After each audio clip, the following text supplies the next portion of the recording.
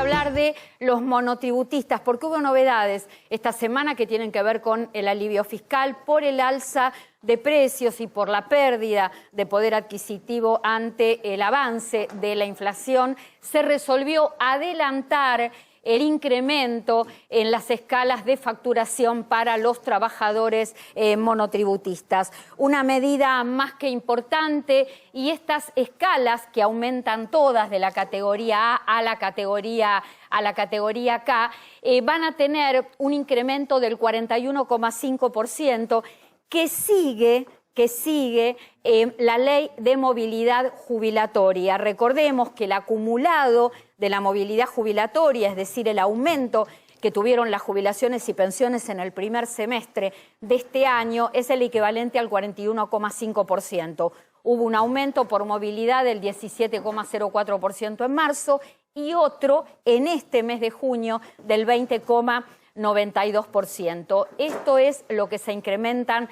las escalas de facturación para trabajadores monotributistas a partir del 1 de julio y que alcanza aproximadamente 4.781.000 monotributistas.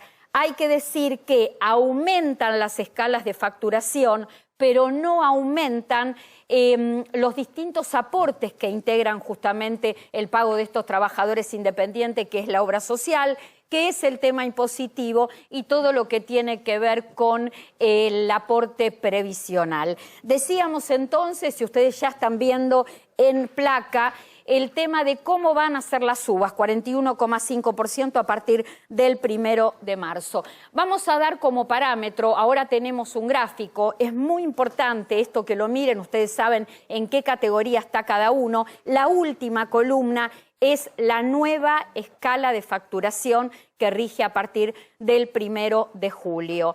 A ver, la base va a estar a partir del mes próximo en 1.414.762 pesos, que es de alguna manera un ingreso mensual que representa unos 117.000 pesos.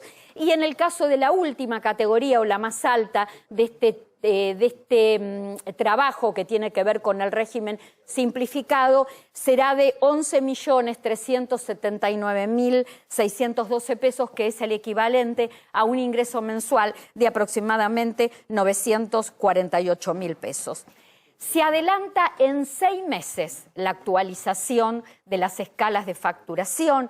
Esto se puede porque la ley que contempla el alivio fiscal para pequeños contribuyentes y autónomos tuvo una modificación en julio del año pasado y permite adelantar el semestre en el caso de ser necesario, más que necesario en estos momentos, por lo que yo les decía en la apertura del programa, por el alza de precios y por la pérdida de poder adquisitivo, es que se tuvo que tomar esta medida. ¿Qué evita esta medida?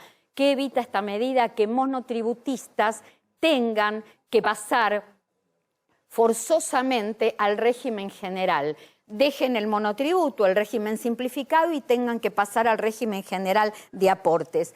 Un régimen general para el trabajador autónomo que es muy difícil de sostener, porque también ellos tienen pérdida de poder adquisitivo, porque también los autónomos tienen que sufrir el costo de los alimentos, el alza de los precios. Y además tienen que pagar ingresos brutos, tienen que pagar impuesto a las ganancias, tienen que adelantar el IVA y además los aportes previsionales a los autónomos les sube en forma trimestral porque sigue también la ley de movilidad jubilatoria. Cada vez que se aplica un aumento por movilidad jubilatoria en jubilaciones, pensiones y asignaciones, aumentan las 5 categorías del trabajo autónomo. Yo quiero darles unas cifras para que ustedes vean el panorama difícil que están teniendo en este momento, que está teniendo en este momento el trabajo independiente. La Oficina de Presupuesto del Congreso había dado cifras oficiales a fines del año pasado. Habló de una cantidad de monotributistas a diciembre del 2022 de 2.829.205 contribuyentes, con una presencia en un número de autónomos de 512.740 contribuyentes. ¿Qué ha pasado en 6 meses? Bueno, estas cifras variaron, estas cifras se modificaron. Subió, se incrementó el número de monotributistas y bajó el número de trabajadores autónomos.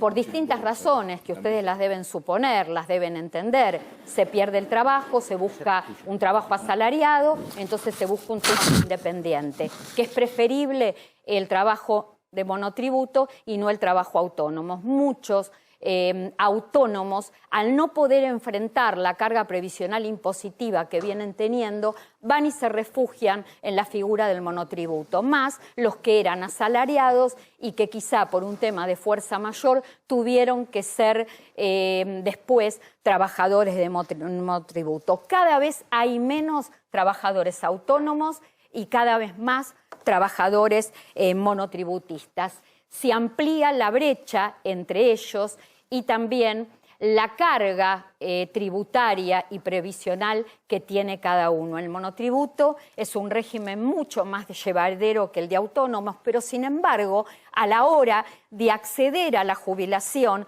todos los monotributistas, aporten a la categoría que aporten, terminan cobrando una jubilación mínima. Y en el caso de los autónomos, de las 5 categorías en las que se agrupan, las primeras 3, si pagaste a la categoría 1, 2 o 3, cuando llega el momento de la jubilación, también terminas cobrando un haber mínimo.